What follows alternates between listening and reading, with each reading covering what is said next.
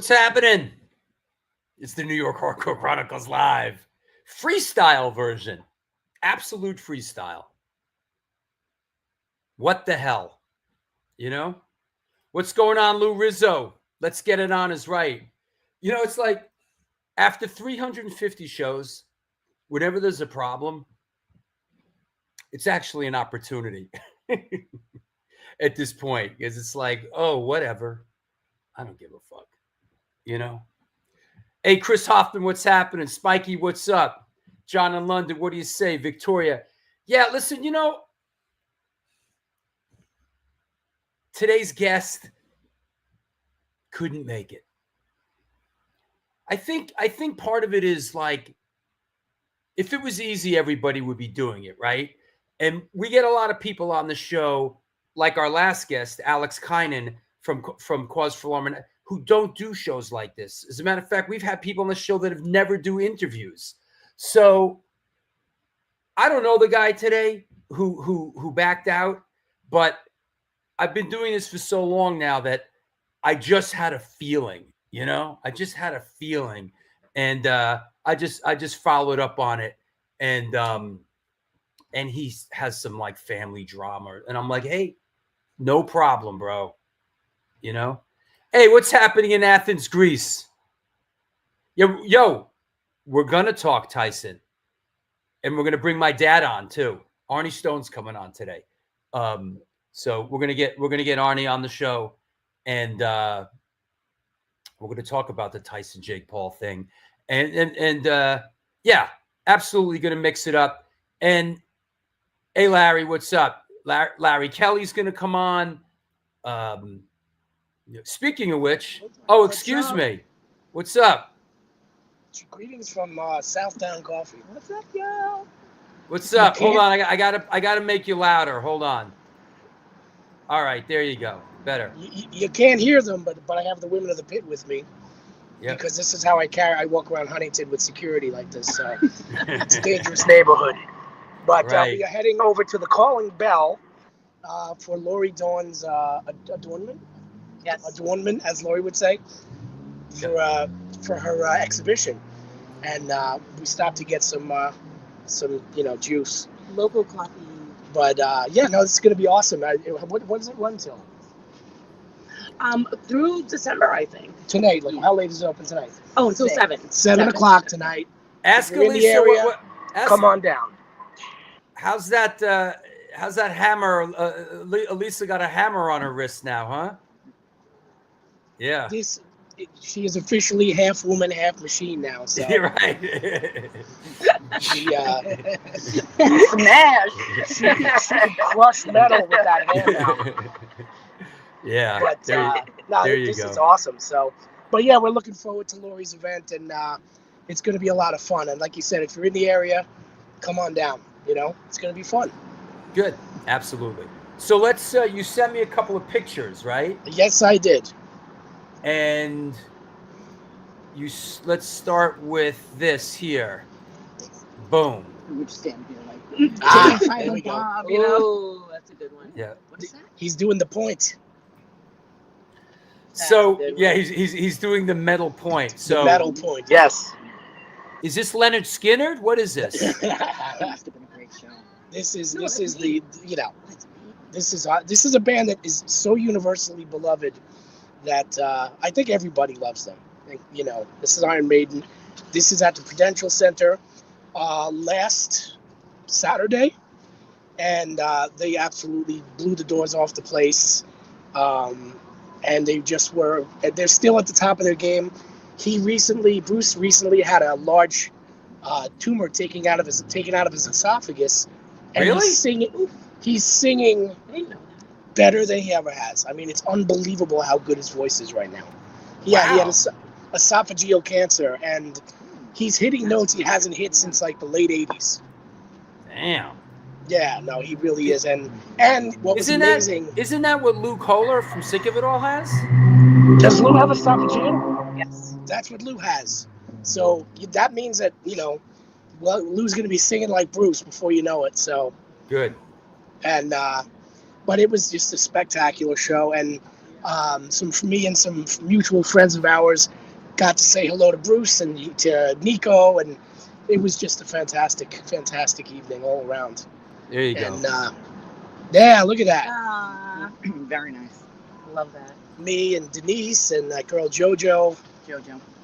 And Bruce. Bruce was he was a gentleman. It was the last time I spoke to Bruce Dickinson was backstage at Sundance in 1990, 34 years ago. Oh my God. Wow. And it was amazing. It was great seeing him, and he just slayed the place.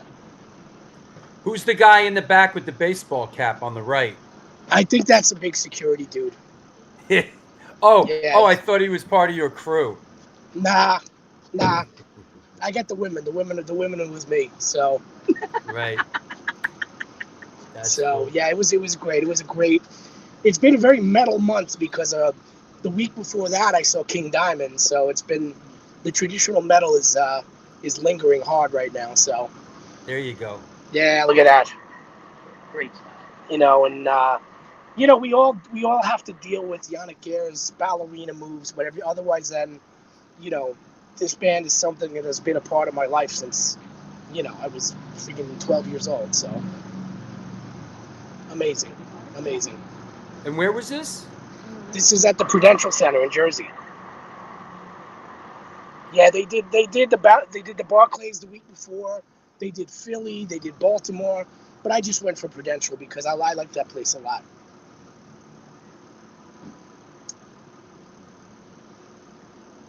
Sorry, got it.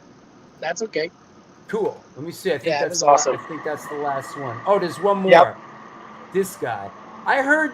Listen, it's to be expected, but I heard this guy's kind of not hitting as hard as he used to. Well, he just recently had a stroke. And he's still playing drums? And he's been recovering from that. So, these guys are in their high 60s now. So, they're battling time now. But he's still a band like that. And no disrespect to is this Nico McBrain? That is Nico McBrain, yes. Yeah. So, no disrespect to Nico McBrain, but even like a band like Judas Priest, and being in a band, I know this. It's like bands like this, they get a young drummer, and it adds another fucking 10, 20 years to the band. You know what? He's still better than any of those young drummers out there. He's a monster. So he really is. He's so good. And right. And I saw a whole thing about how he woke up one morning and he couldn't feel his hands. Wow. And as a drummer, that could be a little bit of an alarming situation. So I think he called up Elisa and asked her where he should go. But otherwise, so it was awesome. And all right. So now we're heading over to the Bell. Oh, look, I wore that for you, by the way. Hey, Danielle, what's up? Danielle, front and center. I can't hear him. No, I know. You can just wait. There she is. Love you. All right. Have a good time. I'll talk to you soon. All right. Whew. There you have it. Yeah, it's Laurie Dorn's art show in Huntington, Long Island. And this is the New York Hardcore Chronicles Live. And we are sponsored by the Texas Silver Rush. It's always still in my DNA to go. We are sponsored by New York Hardcore Comics. It's going to take a while to shake that. The Texas Silver Rush. DTFM Vinyl Distro, Generation Records, 126 Hardcore Clothing, and Mad Vintage. They buy, sell, and collect band shirts, primarily hardcore. The DIY operation was started and is operated by a hardcore kid who just loves collecting and eventually got into vintage clothing, specifically the realm of vintage band shirts. They are always looking to buy out collectors to either keep, sell, or trade. New shirts added daily at www.madvintage.com and posted on Instagram. Dig deep into that closet of crap and reach out to them. Help me help you, Mad Vintage. That said, we're going to bring on a fan favorite here. Hasn't been on the show in a little bit. Let me clear the deck here. Yes, it's true coming at us. Hold on. Let me get all this crapola out of the way. Come on.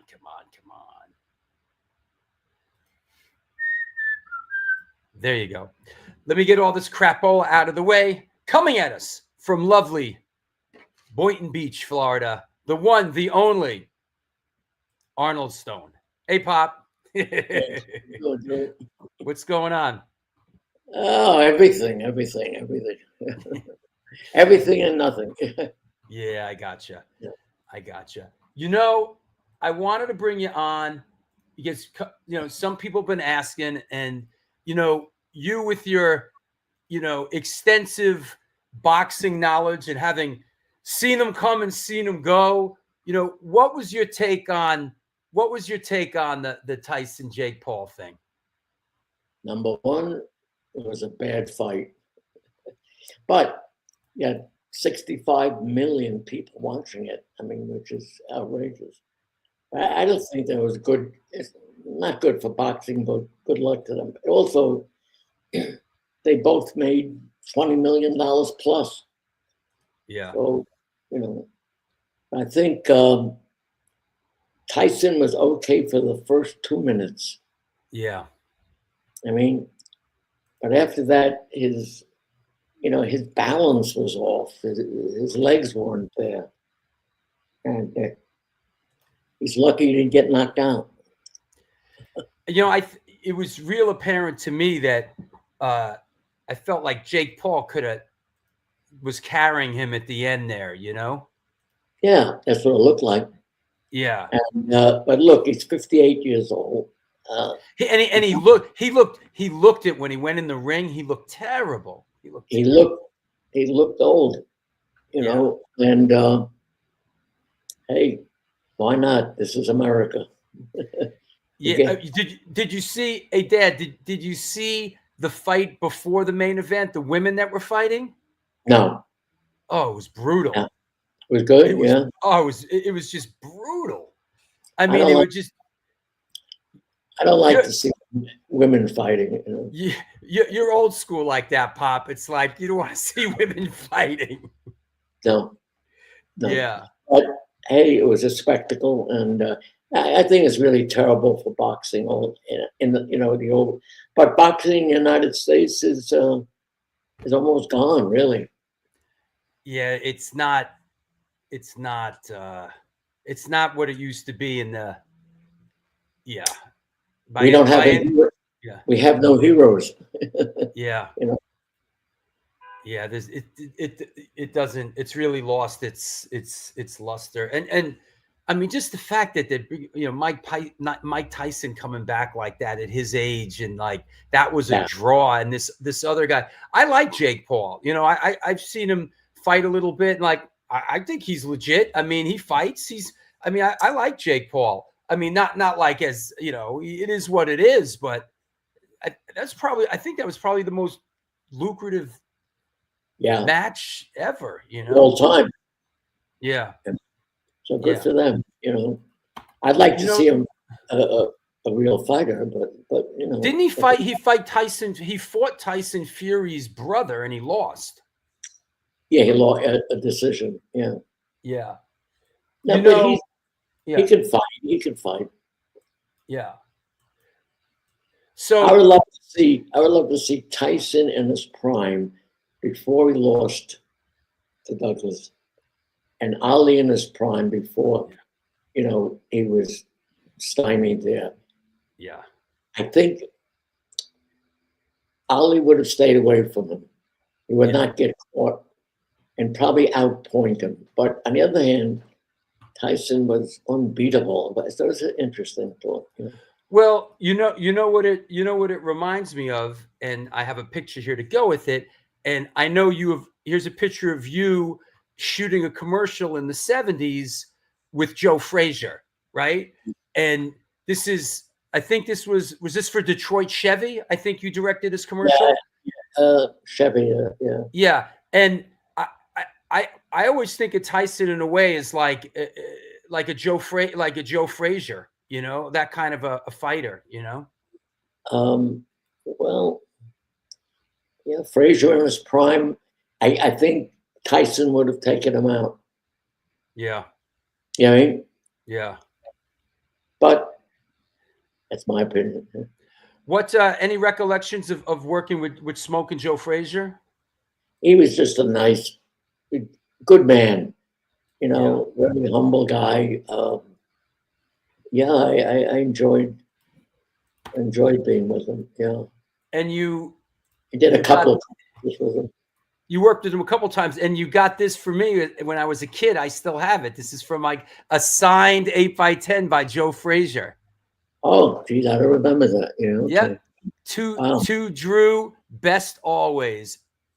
Joe Frazier. Yep.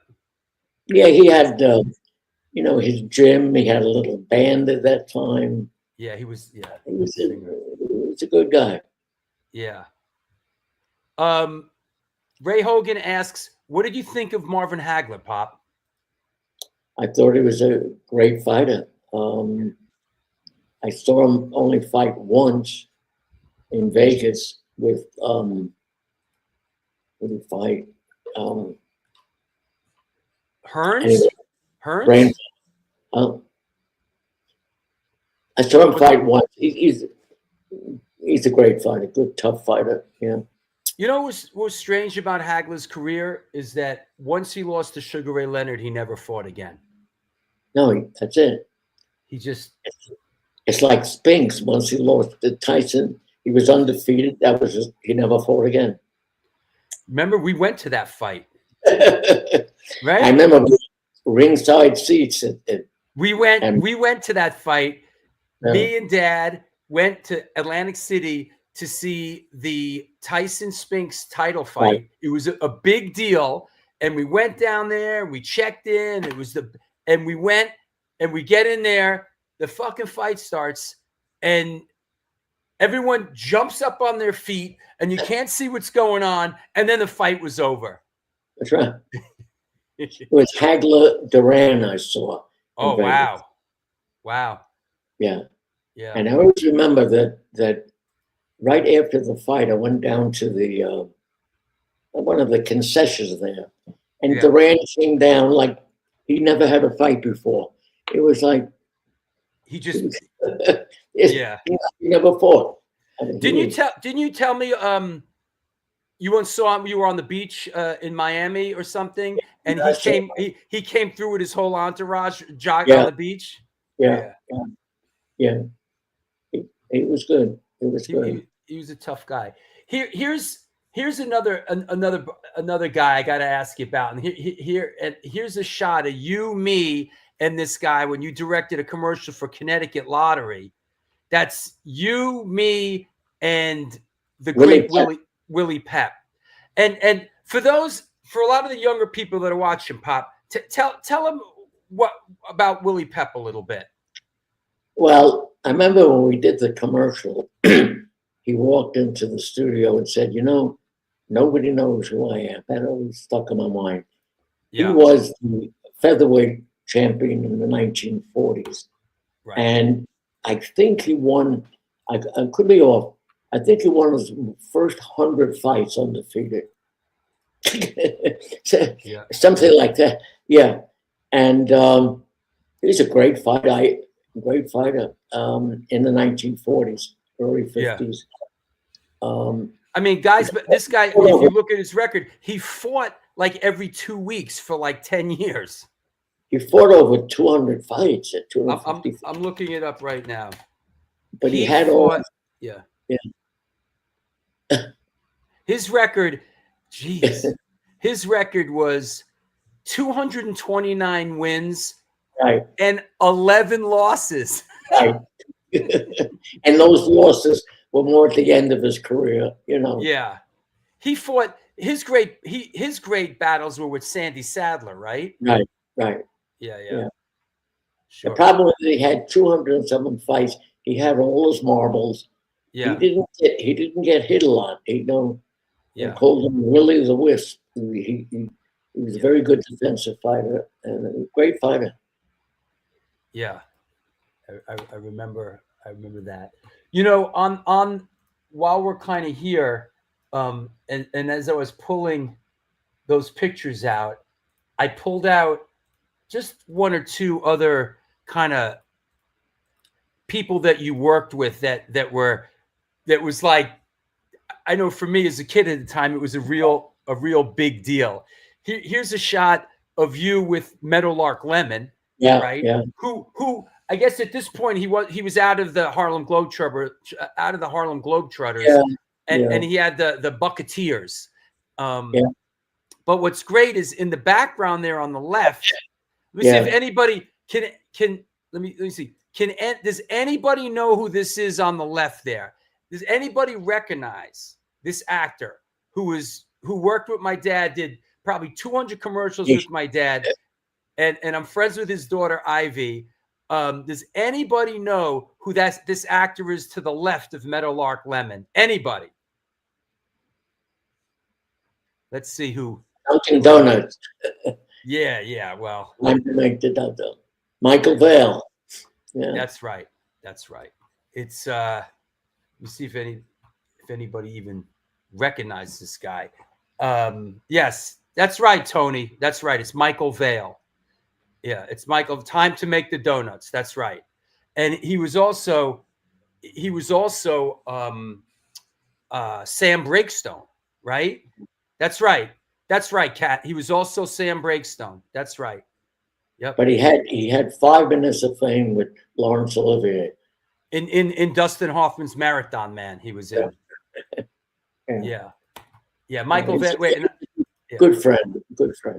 How many times do you think you worked with him? 100, at least 100. All right. Well, here's another one. Here's one of you and him. This is a great shot. I don't know what commercial this was that you were doing, but there you go. There's you, Michael Vale, and what was his name? Tom Quinn. Was that the actor Tom Quinn? Tom Quinn. Yeah. Yeah. And Tom Quinn. I don't remember what this was either. But yeah. Well, there was a lot of them. I have one of me and Michael Vale. Hold on. See if I can find that one. Oh, here we go. Yeah. There you go. This is me and Michael Vale back in the day. There you go. Yeah. At the Douglas House where we used to shoot in Orangeburg, New York, the Douglas House. You know. Is that right, Tony? You know Ivy. If you speak to her, say hello. I always send her stuff. You know, her dad was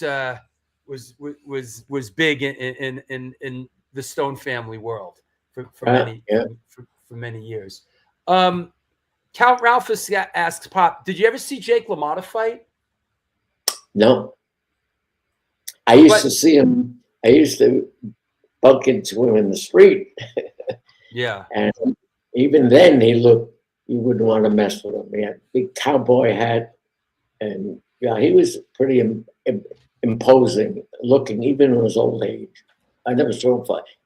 I used to see him in the street too, because I guess he lived right a block away from where your office was on 57th Street in the city. And I'd see him out in the street all the time. He would hang out with Rocky Graziano in a Chinese restaurant I used to go to with the bar. I had a couple of casting sessions with him, but I didn't know him personally. No. I saw him one night in the bagel store around the corner, late night. Him and Mickey Mantle. Yeah, no.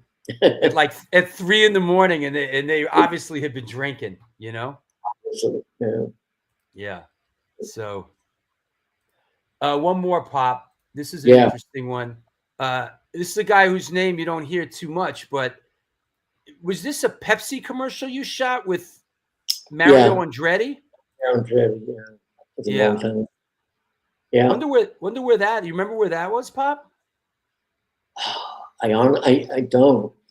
I mean, it looks like a racetrack in. It's a racetrack. I don't remember Florida, exactly. maybe? I remember lying on the ground with the camera and car going by, and I was about 2 feet away. Oh my God. Oh boy. Yeah, he was a fun guy. Yeah. Yeah. Um, Is that right, Chris Hoffman? Michael Vale's birthday is my same as my birthday, June 28th. is that really? Yeah. Wow. Yeah. Yeah. Mine's June 30th. Yeah. And Roger Moret from Agnostic Fronts is June 30th. Right. You know? So yeah, I would say. Let me see what else. It was rigged. Tyson trained harder than he fought.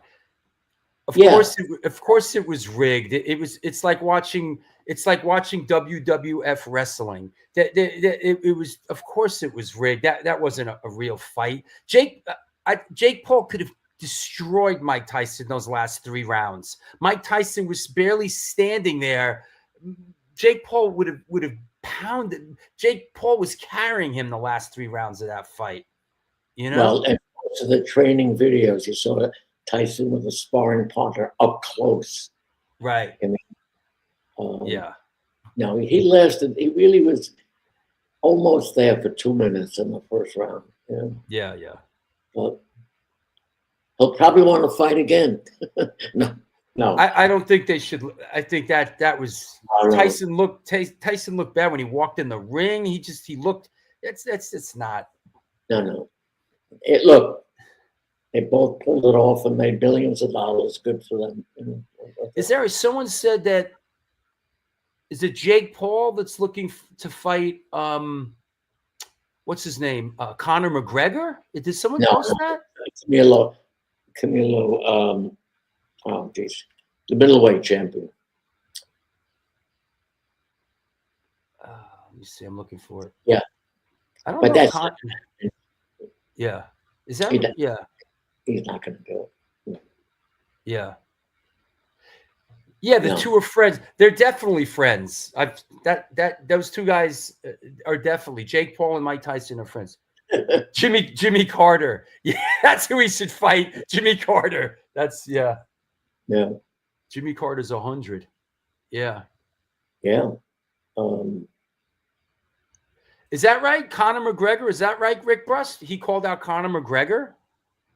No, I don't think it was Conor McGregor. No. I think it is. No. Listen, well, Jake Paul is sort of the master of creating these fights that are just Yeah, Conor McGregor. Yeah. No, it's. Yep. Interesting. McGregor. No. His time has come and gone. Also, Yeah, but that's what he'll do. So, all right, Pop.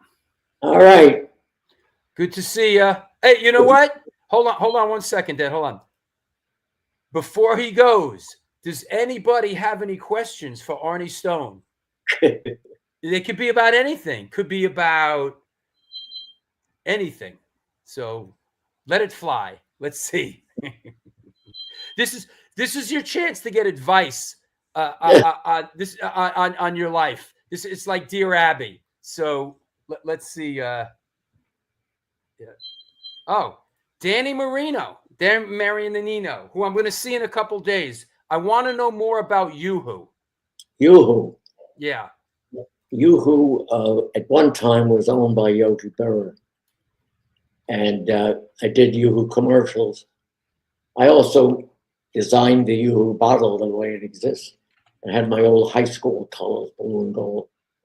And when we did the commercials with Yogi, it was owned by Iroquois Brands. I always remember he couldn't pronounce the name of the company that he owned. He kept saying Iroquois. But he was a really fun guy to be with. And I did quite a few. Oh, yeah, quite a few commercials. We were the same size. Yeah. Yeah. Yoo-hoo originally was kind of like a local Florida, like local company, right? Yeah. It's still around. Yeah. Well, it was bought by. I'm sure by another major brand at this point. Yeah. Yeah. Yeah. Yeah. And if I don't know if I have. Wait, here's a good one. Wait, this is a classic. Okay, here you go, everybody. This is me, Arnie, and Yogi Berra back in the day. Oh, Jesus. I don't remember that, seeing that. Yeah. Yeah. Yeah. I'm probably 13 years old here, 14 years old. This was Yeah. in spring training, right? We used to go down there Yeah. and shoot where the Yankees played spring training, right? Yeah. Yeah. Yeah. I don't remember where, but it was. Yeah. Yeah. Oof. Yeah. I remember that. I remember once you did a Yoo-hoo commercial and you came home with there was all this I guess back then they had multiple flavors. They had like strawberry Yoo-hoo and coconut Yoo-hoo and there was like banana. It was disgusting. It was absolutely The brand survived somehow. Yeah. Hey Brooke, what's happening? Our friend Brooke Smith, our actress friend who's tearing it up. Good to see you. Good to see you, Brooke.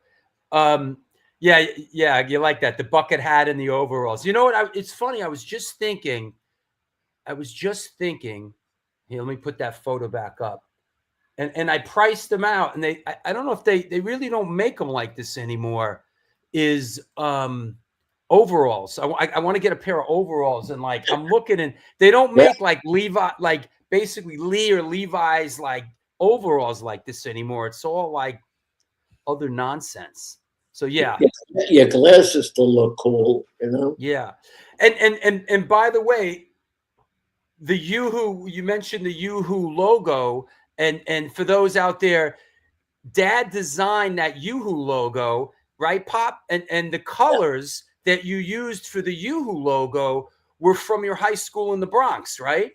Right. Taft High School. Taft High School in the Bronx. Blue and gold, yeah. Blue and gold. And who else went to Taft High School who went on to a rich career in the film business? Some guy named Stanley Kubrick. That's right. Was Stanley Kubrick went to Taft High School in the Bronx? Were you guys at the same age in the same class, or was he? He was older. Oh, he was a little older.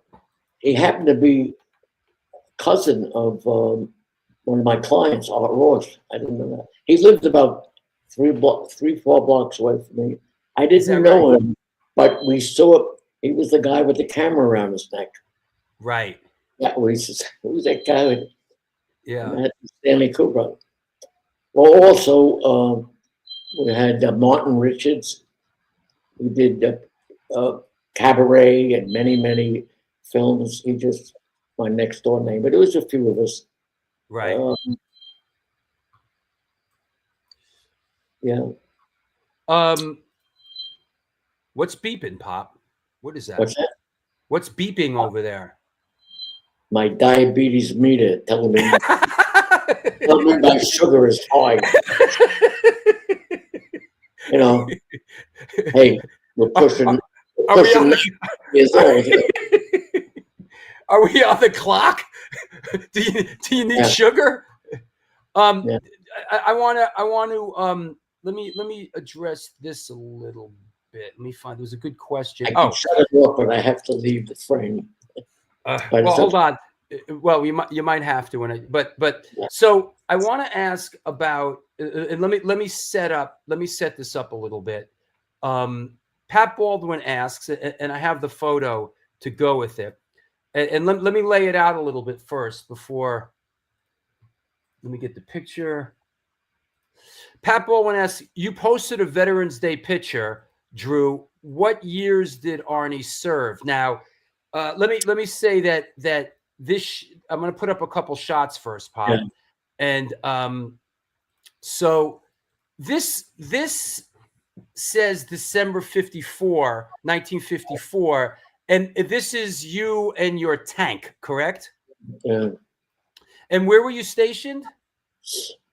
Well, this was in Germany, in Mainz, the town of Mainz, Germany.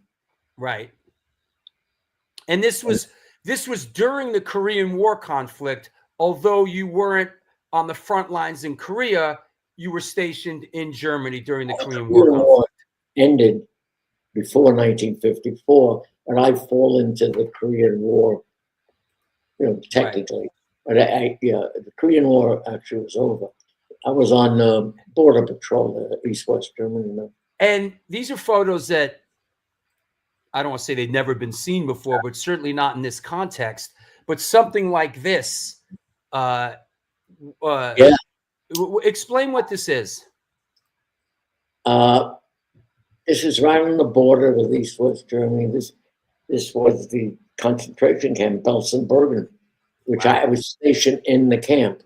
Wow. I have another one like that that says 10,000 bodies. Wow. And the ovens were up. It was, In 1954, we were there. It was weird. I remember we were also training German soldiers. Wow. Yeah, that's for real. Yeah. I'm looking. I just want to see if I have a couple other. These are good, great shots. What's that? I'm just looking for another one. Oh, here we go.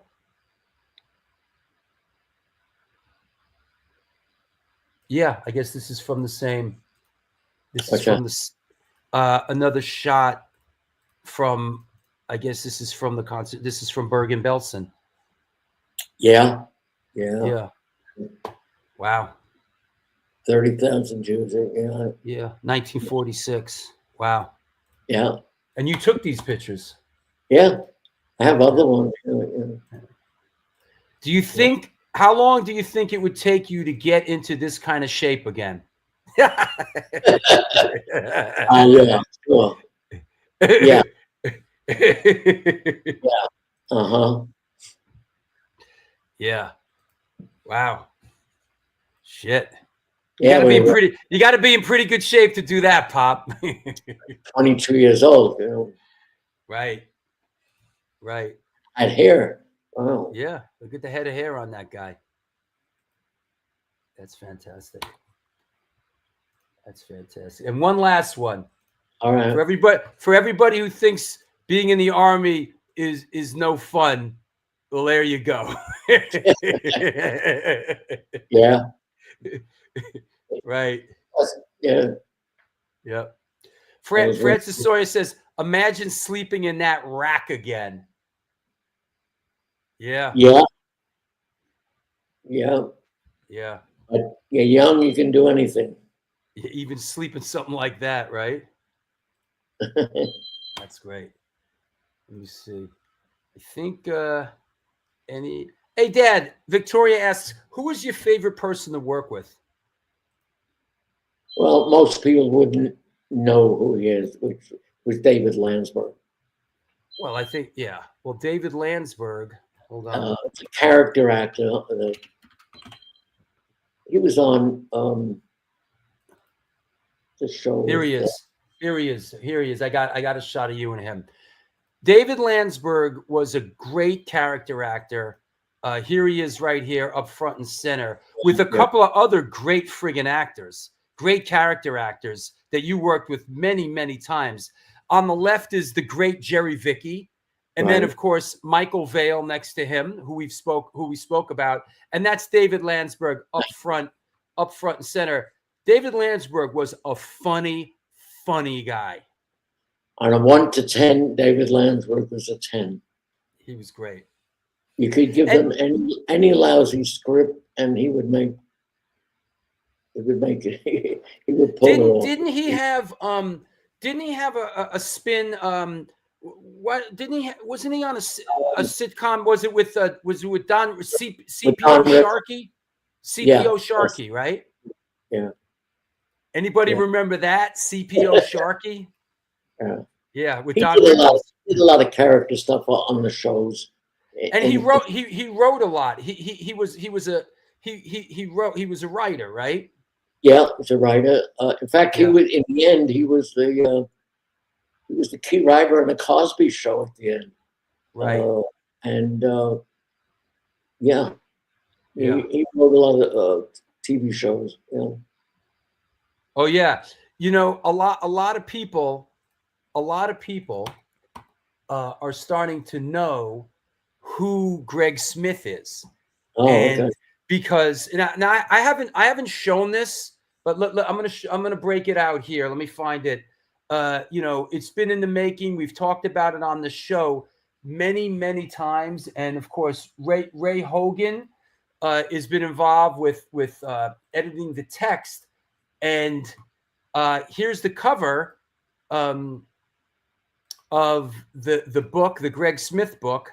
There it is. That Generation Records and is putting out. You see it here first. It's not going to be out for a couple more months, but it's just about ready to go to the printer. But a lot of my fan base here that watches the show, they know who Greg Smith is because of his photos. But Greg Smith got his start with you as a production assistant and then a cameraman, right? Right. Yeah. Yeah, he's a good guy. He's still a good guy. Wherever he's he is, yeah. He's in Cambodia now. But and then when Greg Smith, after Greg Smith and somewhat during, when Greg was a cameraman working with you, Paris Mayhew and I, when we started, you know, Greg Smith was the cameraman for Onyx Slam, Typo Negative Black #1, Run DMC, Ooh, What You Gonna Do, Biohazard, you know, and so on and so forth. So Greg Smith, you know. Yeah. Is that right? CPO Sharky with Don Rickles is available on Amazon Prime. Is that right? That's interesting. Well, that's great. That's funny. You know who I'm seeing tonight? Remember when we went and saw cousin Alan Dubin's band Con 8? Yeah. I'm going after the show. I'm going to Lincoln Center, and his bandmate Stephen O'Malley is in this band called Sun, and they're playing Lincoln Center. And it says, please note that this performance will feature high sound levels, fog, and haze. Audience discretion is involved. For earplugs on site, please visit guest experience. Wow. So anybody out there know who this band, Sun O, Stephen O'Malley's band? They're like a ambient doom metal band. They're actually playing Lincoln Center tonight, and we're connected because Larry Kelly is involved with Zum and Fryette amplification, and we're providing the backline. And their tour manager is Pete Stahl from Scream. So, yeah. Is that right? Everybody seems to know who this band is. Yeah. Yep. Drone metal. Yeah. The Gods of Drone. Yeah. I'm looking forward to it. You know? Is that right? Sun has been playing the same low C since 2002. Yeah. It says Sun returns to the live aspect of its core original raw form. Founders and guitarists Stephen O'Malley and Greg Anderson perform at David Geffen Hall, which is formerly Avery Fisher Hall, as a duo immersed in profound valve amplification, spectral harmonics, distortion, and volume. Yeah. Is that right? No. Aren't they entwined with the Kurt Cobain murder? I don't think so. Yeah.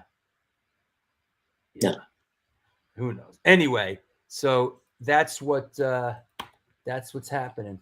So all right. Put your earplugs in. Yeah, I'm definitely gonna.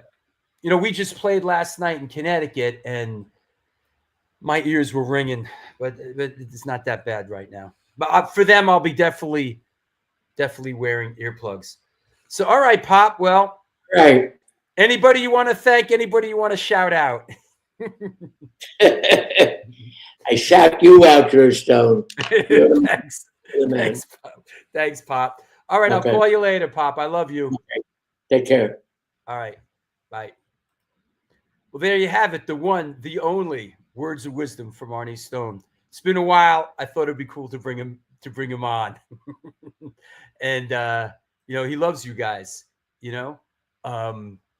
has a real love for New York hardcore at this point.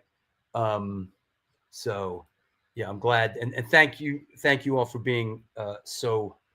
Yes, Dom Foos. Yes, my dad. Yeah, he's running at it. He is running at it. So that said, let's keep it moving.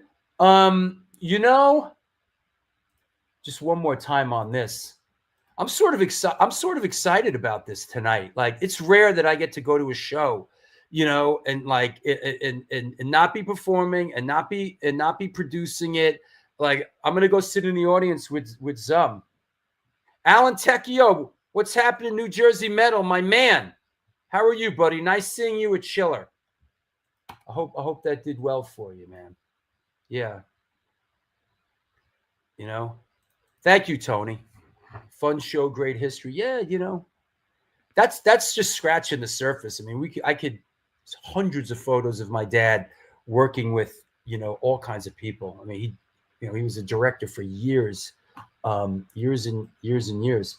I want to mention just while we're at it here, and we're going to bring Larry Kelly on and talk about something in a little bit. But hey, while we're at it, let's mention this. 1 week from today, God willing, we will be back with a guest, although this is really enjoyable and I love doing shows like this. A week from today, DMC will be on the show. And, like I said, there's some history. There's some history there. And, you know what? I should download this now. Let me hold on. You'll get a laugh out of this, because I gotta ask DMC about this. Hold on. Run DMC, Beastie Boys.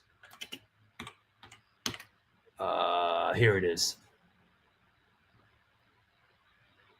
Okay, I gotta download this clip. Hold on. Give me a second. I'm gonna download this. Definitely, you guys will get a laugh out of this. All right, so it's downloading. So that said, once it's all right, so that's downloading. But yeah, so we got DMC. Larry, I see you. Give me a second. Let me just get through this.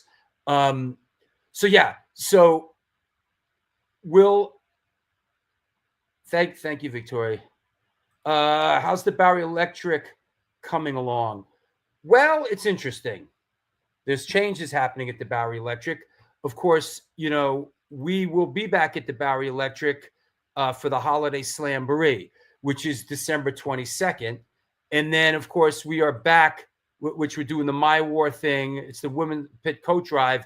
And then a couple of weeks later, we're doing this big noise show. But the bottom line is with the Bowery Electric is definitely going through some changes at the Bowery Electric. It looks like the upstairs and the downstairs are going to be two separate venues. So things are changing a little bit. We're not sure exactly what that's going to look like, and how that's going to work with us, for us. But it is our home, and it is important. You know what? Like I said, hey, I'm going to bring Larry Kelly on to get his take on it. Hey, man. Yeah, it's a shift. It's a shift. But it's a shift. It's our home, so we're going to keep moving forward. We're going to keep doing shows, even if it's, in Connecticut and other places. Yep. Things like that. You know what it is? Like, part of it is that when you're on that stage, when you're playing on that stage, or if you're in that audience watching whoever's on that stage, all this other shit doesn't matter. Exactly. It doesn't fucking matter. Yep. And that room means a lot to us. We have magic in that room, and it is our home. And we have been sniffing around a little bit, talking about doing other things. Probably this comes to mind. We're doing a show at Our Wicked Lady on December 13th, and a couple other things we're doing. But that's our home, man. That flyer is going to get updated. Yes, that flyer. But yes, so this this just in. This is becoming like a real party now. Friday, December 13th. This is a free show at Our Wicked Lady in Brooklyn on the roof. And Rebelmatic is now coming onto the bill. They're going to headline. So what you're looking at here, Incendiary Device will now be in direct support with Ancient Domains featuring members of Bold and Supertouch, End of Hope featuring David Gunner of Kraut. And now it's a real bash. Steven's revising the flyer, and it's going to be great. So, keep an eye out for that. So I know you're in town, and I know you're at Lori Dawn's art show, right? Yeah, it's right behind me. It's going good. Good. A bunch of our friends are here. Elisa, Danielle, Steven. So I think Tristan's coming through. Yeah, it'd be good to see Tristan. I gotta head out soon to go to the Sun O show also. I'll see you there. Yeah, that's gonna be you dropped the gear off early this morning, right? And it's a beautiful venue, right? Oh, place is incredible. I mean, it's the woodwork, me being a carpenter, the woodwork was just insane. It really was. Hold on. Avery. Okay. All right. You know what? Okay. So it was formerly Avery Fisher Hall, right? And now I guess it's been renovated as, wow. I've seen more there than I realized. So going back on my list of things, in 2002, I saw this at Avery Fisher Hall, now David Geffen Hall. It's a tribute to Francis Ford Coppola. And 2002, it was very cool. He was there, and like it was like this tribute thing, which was very cool. And then in 1993, interestingly enough, I was with Zum, who I'm going to be sitting with tonight. We went and saw a music of Frank Zappa there. Oh, cool! That's awesome. Me being a big Frank fan, absolutely. The mothers. And you know what was the thing about this is that Frank was supposed to be there, and really? I guess he was so sick at the time. In the end, he had to bag out. He physically couldn't get on the plane, so. It was really right before he passed. It was really like almost 10. It could have been we thought it was to be our last chance to ever see Frank Zappa. And he just didn't make it. And it ended up being a tribute, but predating that 10 years to 1984. Wow. I was in that room, and I saw solo acoustic Jerry Garcia of the Grateful Dead. Wow, you even got the ticket. That's your ticket still, right? Yeah, these are my stubs. These are all my stubs.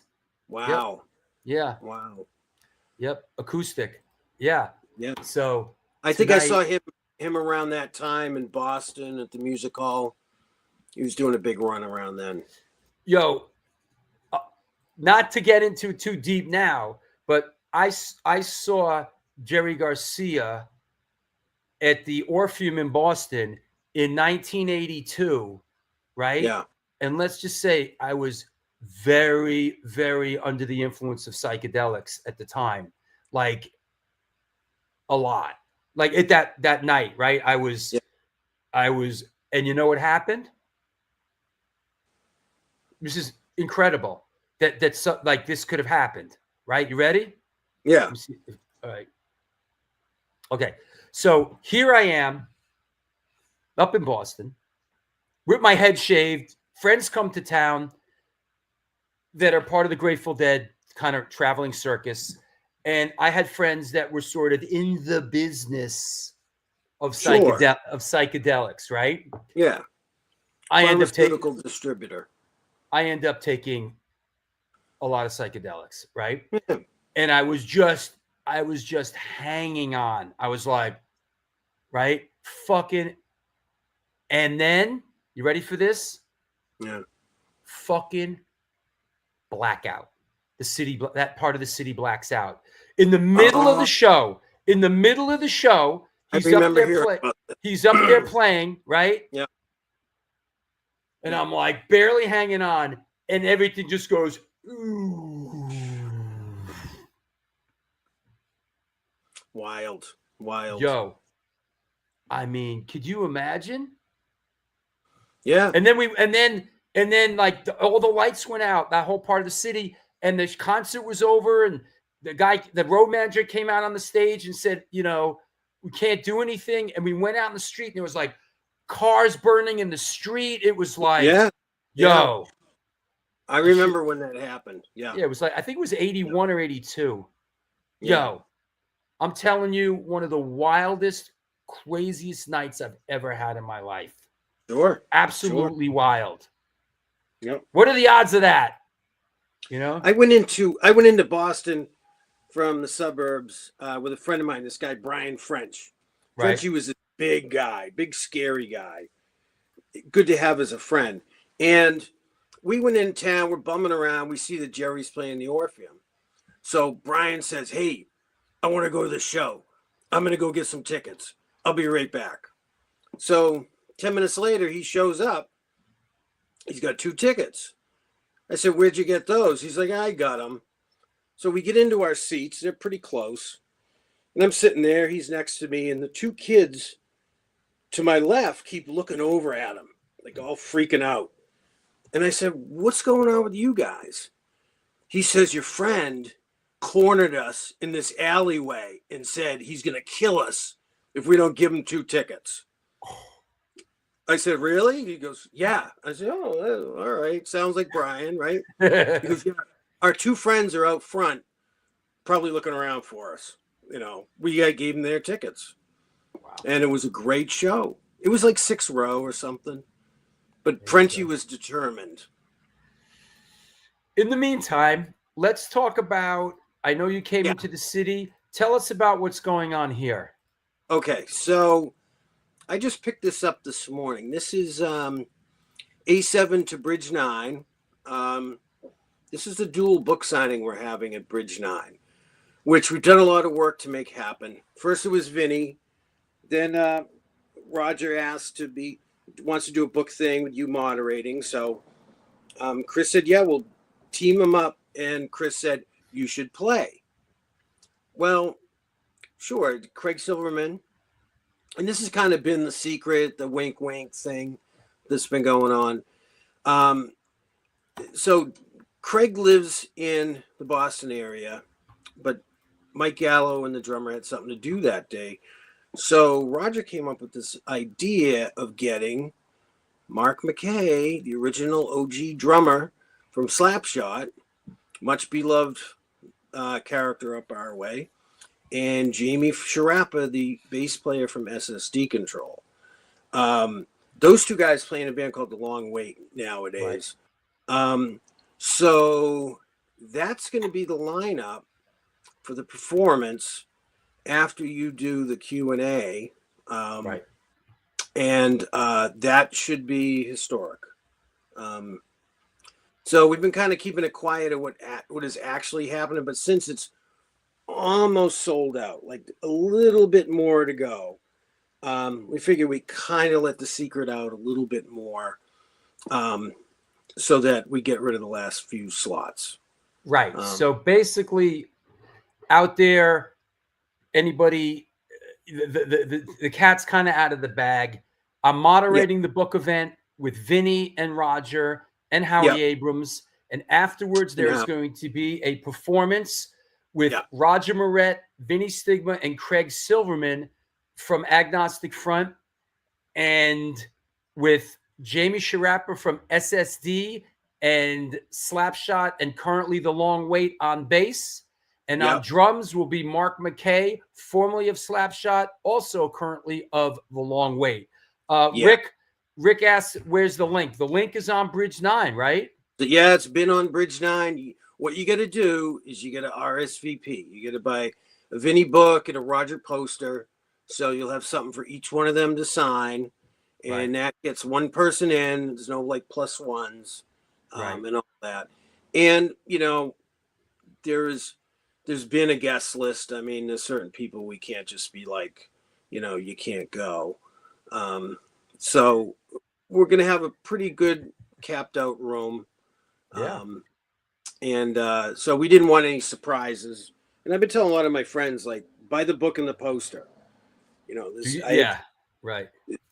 I can't let 400 people into this show, Right. even though, I could easily. And you could let in 2,000 people to the show with the people So, yeah.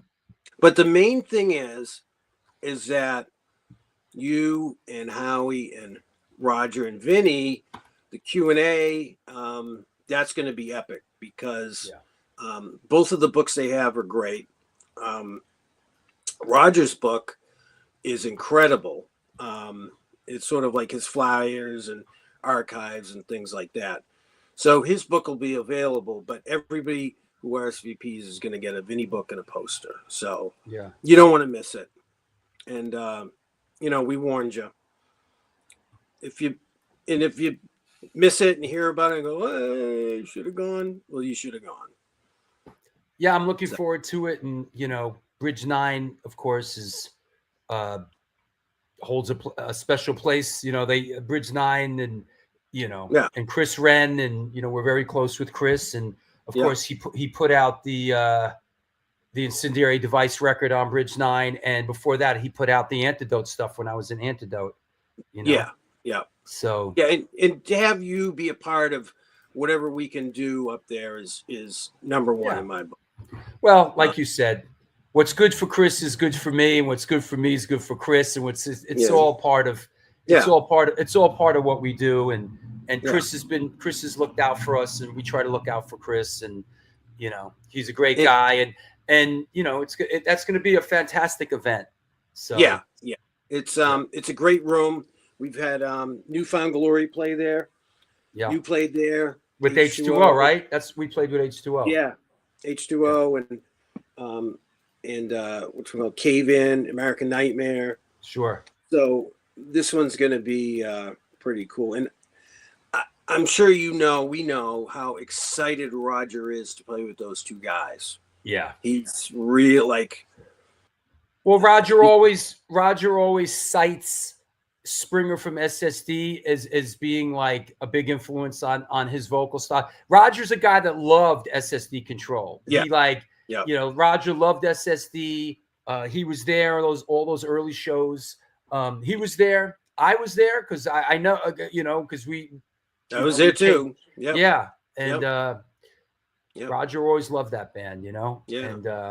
And Jamie Sharap is a great guy. Jamie and Mark, both of them.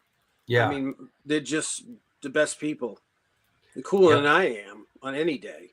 Yeah. So, and then the day after that, yes, we got to scoot down to Generation Records because I am moderating Roger's book event in New York City at Generation Records the very next day. Yeah. Yeah, we get a 10 a.m. bus call. I'm gonna throw everybody in the rent a car and zip down there. Get one bathroom stop and that's it, and get them right in there, and that's going to be great too because of course we love Mark from Generation. He's he's one of our good people. Yeah, and he's of course, big supporter of the show. Hey, you know what I got to announce? It went out on social media, but if you don't know, this Thursday, in New York City, at the Brooklyn Monarch, the big room, Incendiary Device is playing with Leftover Crack. Yeah. So this just came through 2 days ago. A slot opened up. They asked us. I was surprised to hear from my guys that they were actually available on a moment's notice. So this is happening on this Thursday in New York City. If anybody has tickets to this already or they're thinking about going, hopefully this will tip you over. We're playing this Thursday. We just played last night, which was cool. And we're playing on Thursday.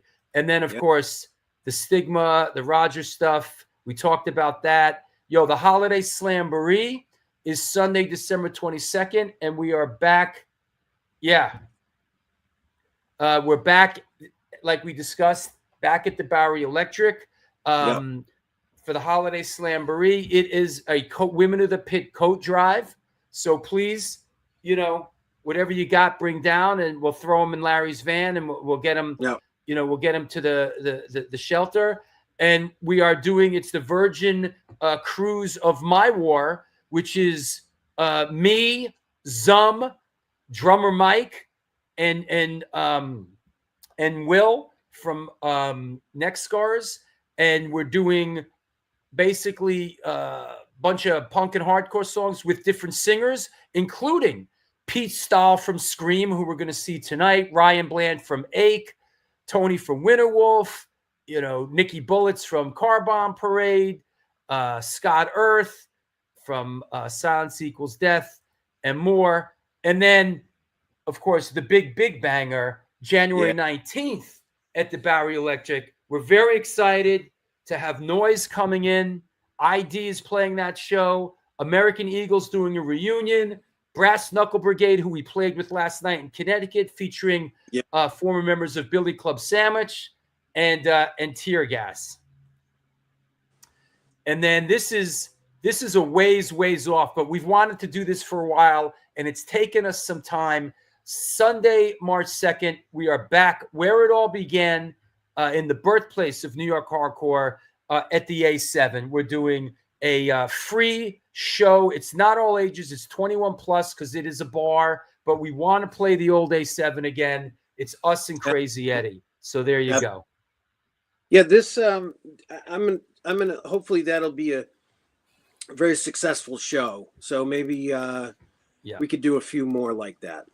I think that after ages, but go ahead. I'm sorry. Even though it's not all ages, it's still keep things moving. Well, the thing about the A7 is, you put 50 people in there and it's packed. So, and I got a feeling this is going to be pretty packed, So, plus anything that helps Jesse and Jesse's club. Sure. Will 100%. Help. Because he needs help and he's our friend and and all that. James, you're missing it all, pal. Did you see? I don't know if anybody out there see. I posted up on the page. It went up on a couple of places. The new Jesse Malin music video. Bruce Springsteen doing a cover song of "She Don't Love Me Anymore" with Paul Bearer from Sheer Terror as sort of the main actor in it. It's a great video. It's great. And that's that. You know who Jesse that who directed that is Jesse's boy Harvey Greenberger. Harry, who directed that film with Christina Ricci.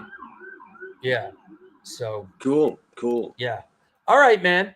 So awesome. So I'm gonna go back into Lori's art show, which is in Huntington, Long Island. Anybody want to go see it? If you look on Lori Dawn's page, you'll see that it's still up. Going to be up till January, but now's the party. But I'm going to head in town.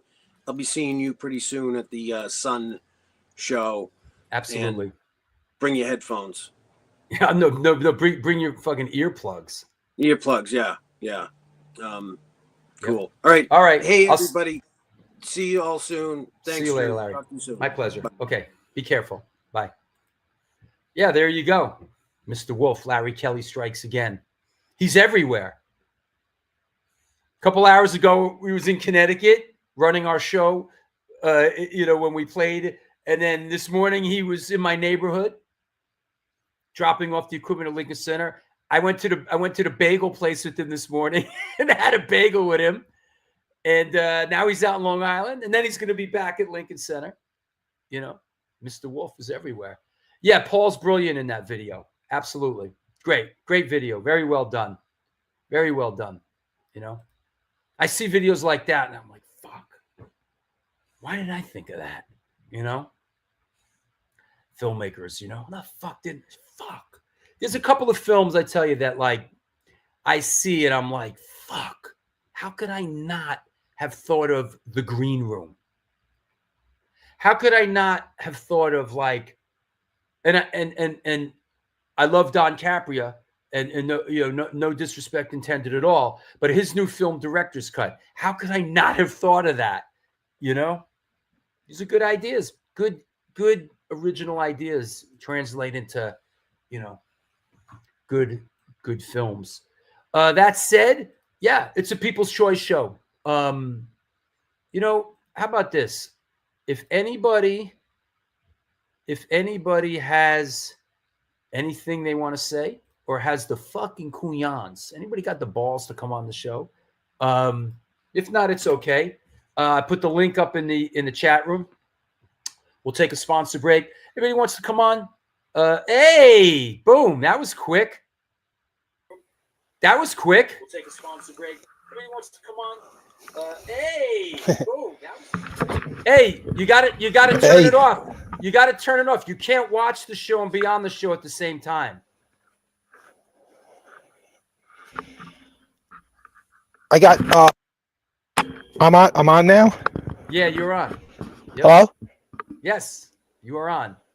Hey. What's going on? Can you hear me? Yeah, I can hear you. Okay, good. What's happening, Count? Not much. I seen that you invited people to come on, so wanted to get on and do a quick shout out to Larry Kelly for hooking me up with this great XXX fanzine book. I'm almost done with it. Amazing book. So many great old interviews from a time I was a little too young when all this stuff was coming out.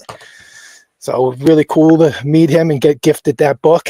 And had a couple quick things to promote. Is I'm doing I'll be on Rock Fantasy Files on Wednesday. We're doing the best of 1999 albums, and then I'll be on Almost Human Live, another great channel, Almost Human channel. I'll be doing that Thursday. We're doing top 10 album covers.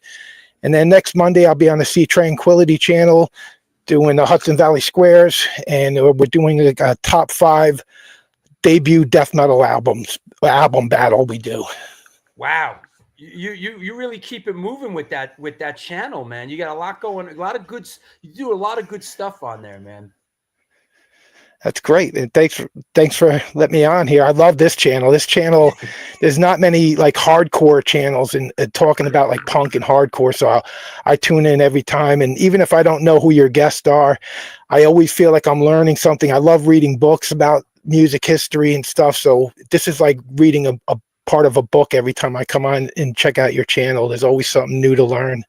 I appreciate that. And that means a lot to me. We do, I do a lot of hard work and a lot of homework for these shows. And even when our guest copped out the other day, he's got some issues, I don't even sweat it, because then we get a chance to do a show like this and just invite everybody on, my dad, you, anybody. And I really enjoy it. So, it's good stuff.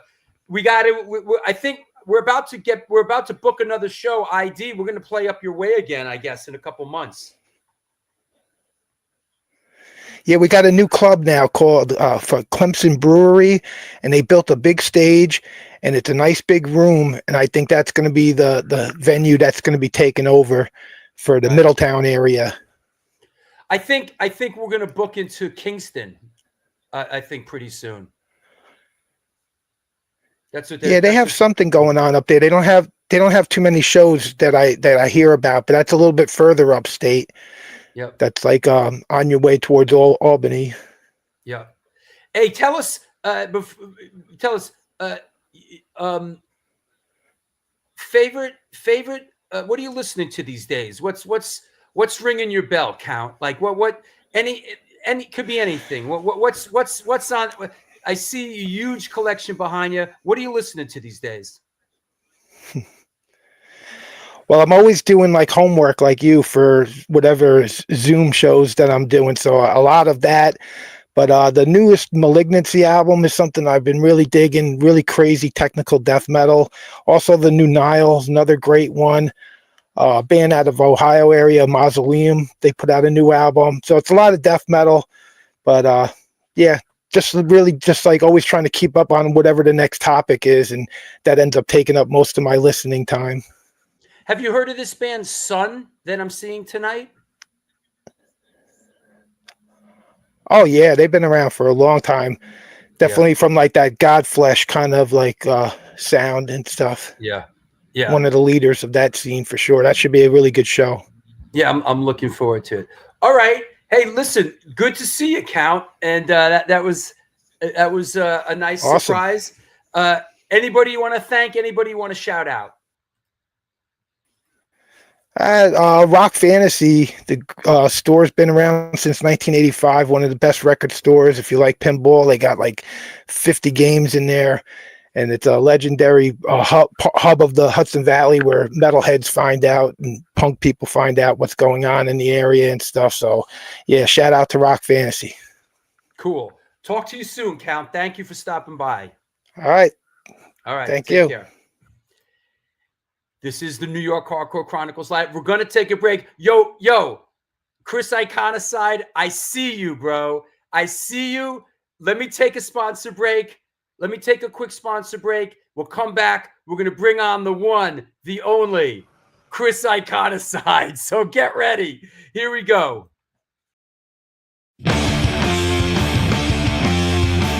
Since 1992, Generation Records has been a mainstay of the New York metropolitan area music scene. Today, they offer a diverse selection of new and used rock, jazz, indie, hip-hop, punk, hardcore, metal, blues, soundtrack, and reggae LPs, as well as t-shirts, posters, and other merchandise. They buy used record collections and music memorabilia and will pay you top dollar for them. House calls made for large collections in the tri-state area. Call or email generationrecords@gmail.com and follow them on Facebook and Instagram.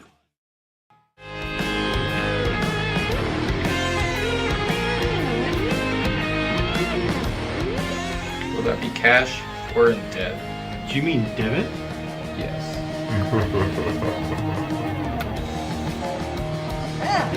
Sorry. Another eternally satisfied customer.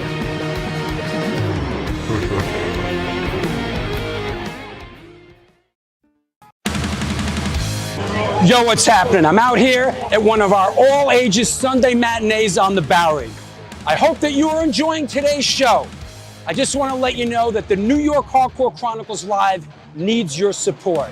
Please step up. There is a Patreon page that has a lot of unique program. Shows are announced there first. Lots of good stuff. There's a PayPal address right there on the screen if you want to make a contribution. There's also a super chat function. You could do that, but the bottom line is this show exists because of your support. We're going to be doing it for a long, long time. Thank you for all your support through the years. Back to the show.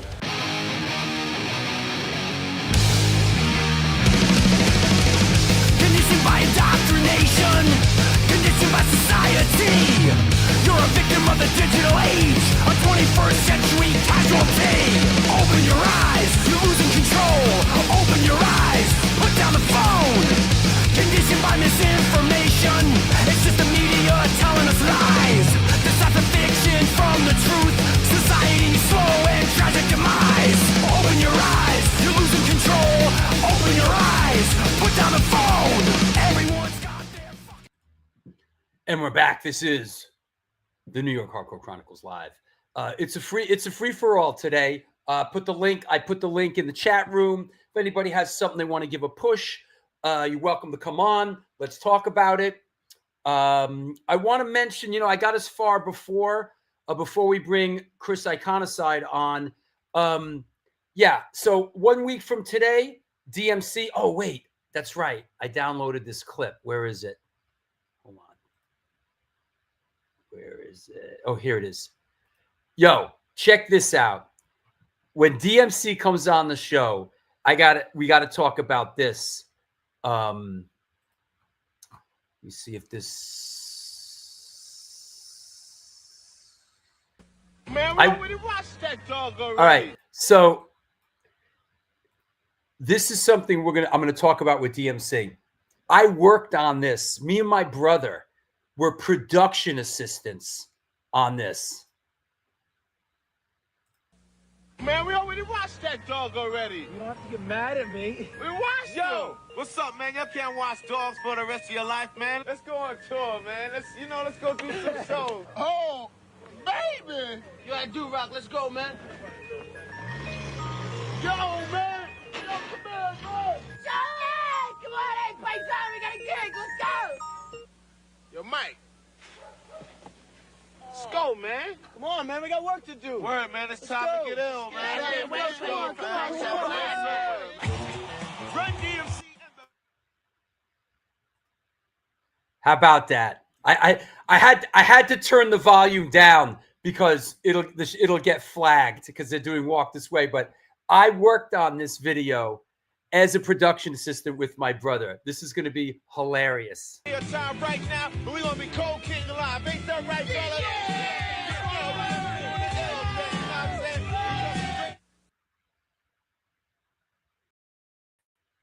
How about that? So, gonna have to talk about that when he comes on the show. How great is that? So yeah, DMC's on Sunday, and then a week after that is the landmark 350th episode with Thurston Moore. I will be reading his book this week, cranking down and reading the book. A couple days after that, Carl Egel from Corrosion of Conformity and Seizure, so on and so forth. Sunday, December 15th, Brian Slagle of Metal Blade Records. Wednesday, December 18th, a Rare Wednesday show. Renee Mata, musician, music exec, and producer. Sunday, December 29th, West Beach of the Plasmatics. Sunday, January 12th, Matt Henson of Noise, who is coming to New York City soon after that and playing one of our Bowery Electric shows. That would be this, right? And then we're doing another Wednesday show. We're going to do a Delta Bravo Urban Exploration Team with Jimmy Ferrari. I just recently went out with him and did some locations in New York City. So that said, let's bring on another guest, the legendary, infamous singer for Iconicide that I think the band's, I got to ask him, I think, is it 37 years? Ladies and gentlemen, the one, the only Chris Iconicide. What's up? Yo, Drew, good to see you. Good to be seen, man. Oh, by the way, it's going to be 36. 36. I thought it was 37. Yeah, we're actually playing Bar Frida on Sunday the 8th, and we got this young death metal band called Beyond Hell. We got Suffolk Stranglers opening for us. You also got Addiction. We actually played with Addiction last night. We played the 15th birthday party of this metal chick. Her father owns Black Horses Tavern down in the bowels of Brooklyn. And that show was like a long, satisfying shit. It all came out. It was all natural, and a good time was had by all. We also just played a show, High Noon, in Tompkins Square Park. The Saturday right after Election Day, we did post-election blues. A lot of people said that the Halloween show was the last show of the season. They were wrong. We were out there. We were doing it. And I put Iconicide on first because I knew that the worst thing to wake up to on a Saturday morning was fucking Iconicide. And that's the way. And also, we made it an early show so you could go home afterward and cry. Hey, but anyway, you know, yeah, Iconicide's been around a long time. You've been at a long fucking time, and you've had a lot of people in and out of the band. Man, how many people do you think? Members. Listen, yo, I'm telling you, Chris Iconicide is in the same league as dude from MDC and Dave Tree, right? Just Chris Iconicide is just wild. What do you mean, a total fucking psycho who won't take no for an answer? Listen, I died in 93. If you see here, I got 18 inches worth of skull fracture.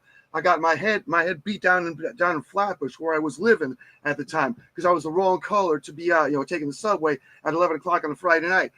Okay, that's May 23rd of 1993. So I'm in a coma for a month. I come back for the Dead. We record a new demo in August. So 3 months after the coma, we're recording a new fucking demo. I'm too stupid. I can't stop. By the way, when are we going to get on stage and do that pizza song again?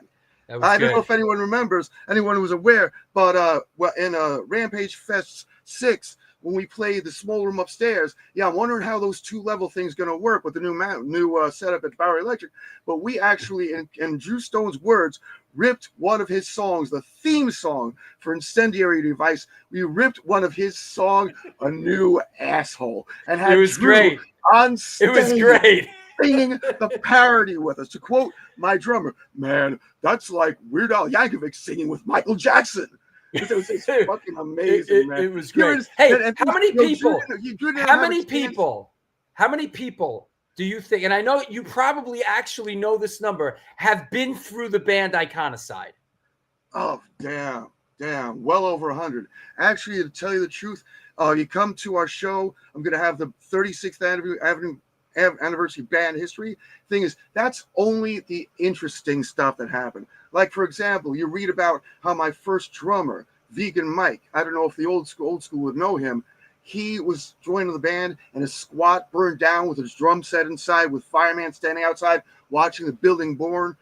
He's now a transsexual street hooker in Detroit named Margarita. That's in the band here. But that guy named Alex, who showed up and made us feel like we were trying to, try out for him, and had us play one of these keyboard lines, and I'm playing like one finger, one string, 3 bristers on every hand. It's like, well, it's kind of redundant. We're fucking jamming, motherfucker. You want to learn the songs? I wrote 300 songs since I was like fucking 10. We'll do those. Anyway, anyone's interested, you can go on the Iconicide Bandcamp. We got a lot of fucking merch. It's really fucking cheap. It's always cheaper at shows, which is why you should book us.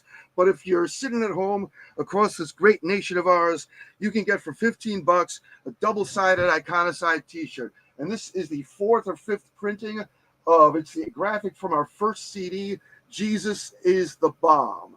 And you go on the Iconicide Bandcamp, iconicide.bandcamp.com. All our shirts are double-sided. What does the back say? What does the back say? What does the back say? Oh, yeah. I was a foot messenger for 10 years. And when I was looking for people for the band, if you used a payphone anywhere from like 125th Street in Broadway to Stone and Broad Streets in Lower Manhattan, you would see in fat tip pilot marker, I tagged on the payphones, "Die for your God, sucker."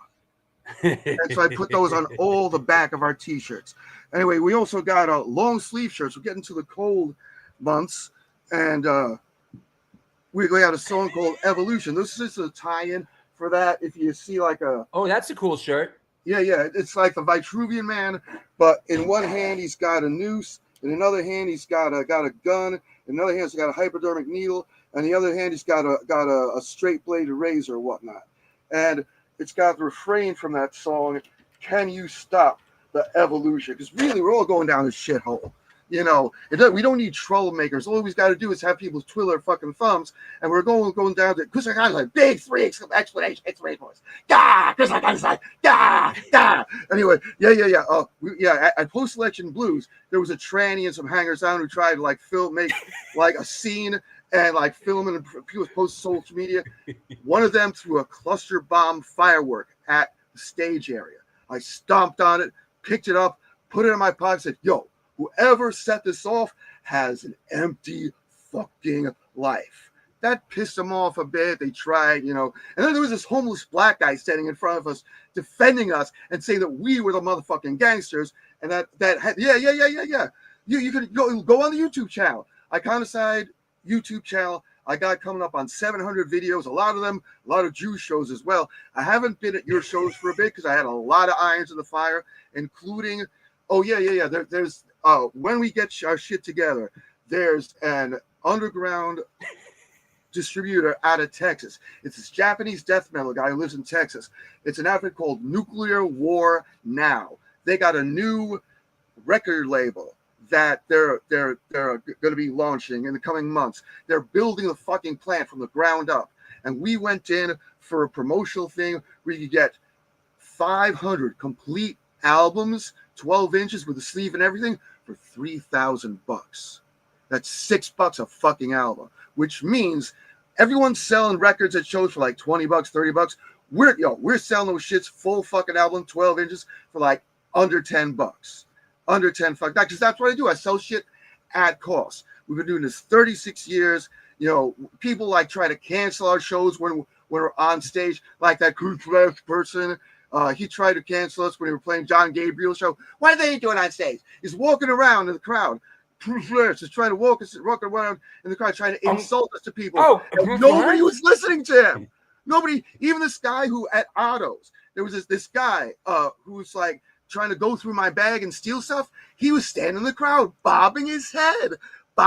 So nobody listened to, trying to tear us down. So, man, maybe they're coming around to our end and figure that it's not complaints that win friends. It's not bullshitting that wins friends. It's not hero worship that wins friends. It's going out there and giving it your all and not taking no for an answer. 36 years. I died. I came back. It didn't stop.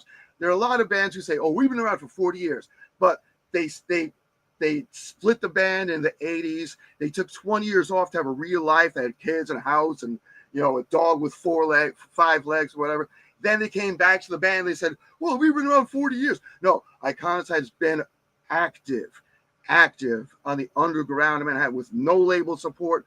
A lot of times, not even any scene support for 36 motherfucking years. Chris, I love your hustle, man. I've learned, honestly, Chris, I've learned to appreciate you through the years. And the thing.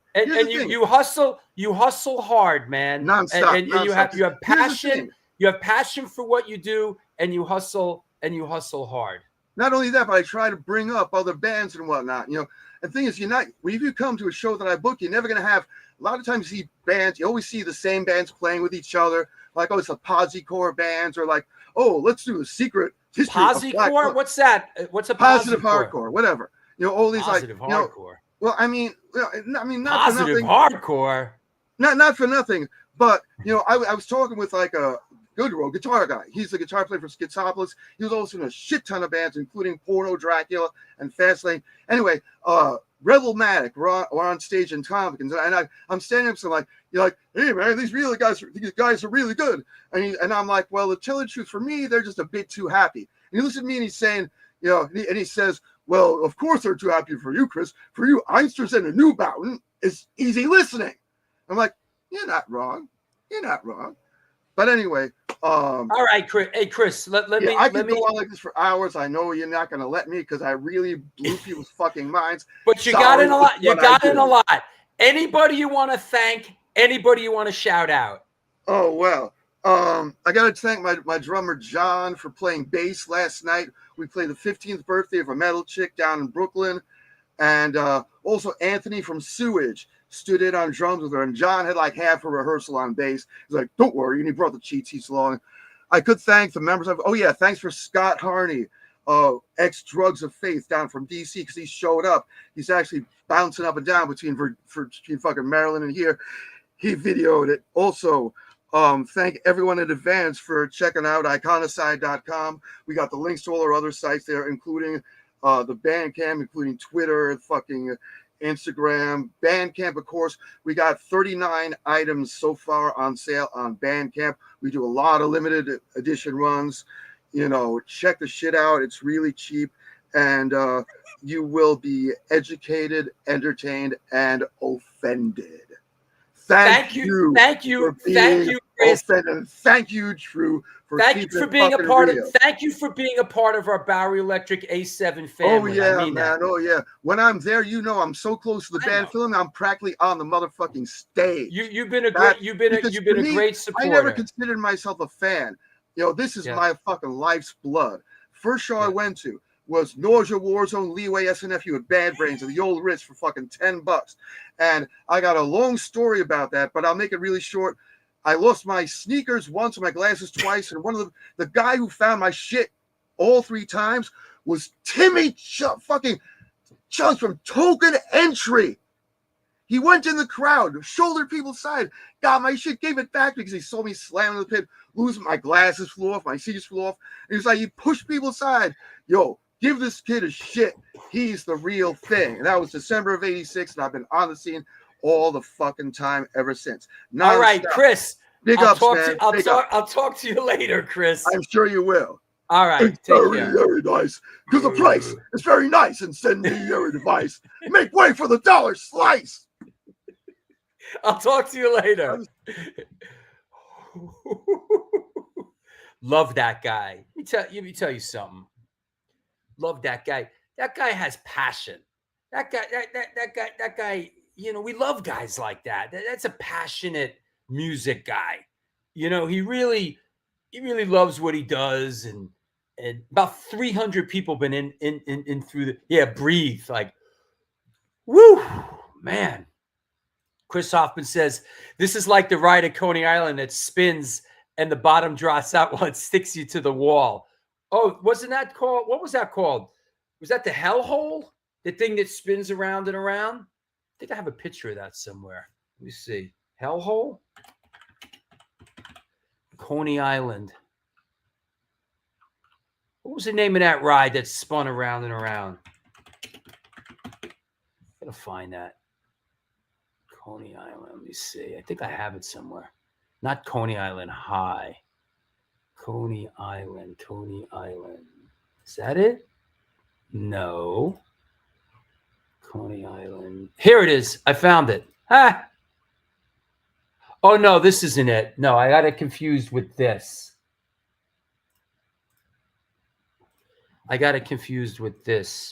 Not the Tilt-A-Whirl. No, I don't think so. I got it confused with this from Coney Island. This was the hellhole in Coney Island.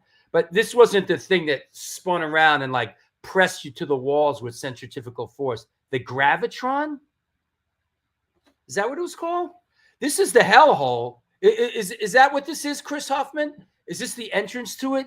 It like spins you around and around and around, and like you're stuck against the wall, and like, oh, that thing was fucking brutal, man. Ugh. Oh, thanks, Vincent. Yo, shouting out my man Vincent Vlado. Saw you at Chiller. Good to see you, buddy. Some people call it the Gravitron, and some people are calling it the hellhole. All right. And then some people are calling it the Tilt-A-Whirl. Okay. But I'll tell you what, I don't know much, but I do know this. This is the one, the only, often imitated, never duplicated New York Hardcore Chronicles live. And we are sponsored by the Texas Silver Rush, DTFM Vinyl Distro, Generation Records, Mad Vintage, and 126 Hardcore Clothing. They're a streetwear brand for restless individuals who don't compromise. They're about being positive, spontaneous, and true to yourself. For years, they experimented with several printing methods and materials and collaborated with a large number of designers and illustrators, always giving room for fresh perspectives while retaining the hardcore attitude. Get in touch with them and ramp up your game at www.126clothing.com.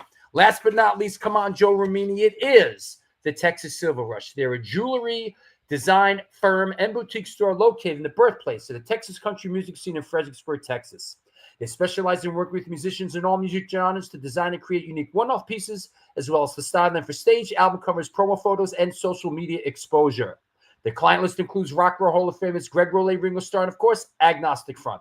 Information on online sales is being taken at their Facebook and Instagram page, and, of course, www.texassilverrush.com.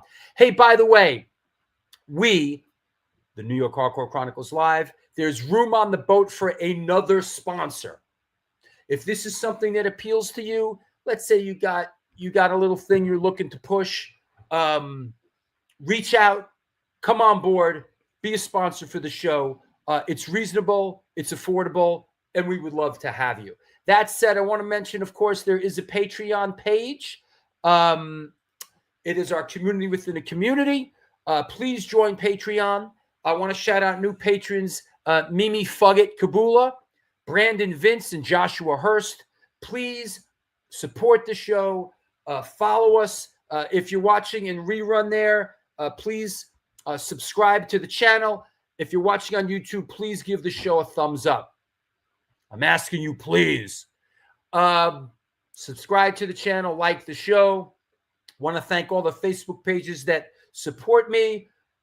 Please follow the show and me on Instagram. There it is on Instagram.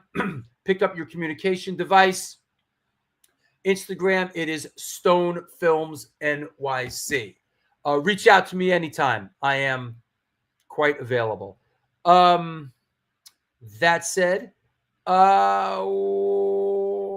else? Let me clear the deck. Let's do a bit more. Let's see. There's the Patreon page. Goodbye. The hellhole. Don't want to live in a hellhole. You know who did that one? You know who did that song? Don't want to live in a hellhole. Anybody? That's right. Clear the deck.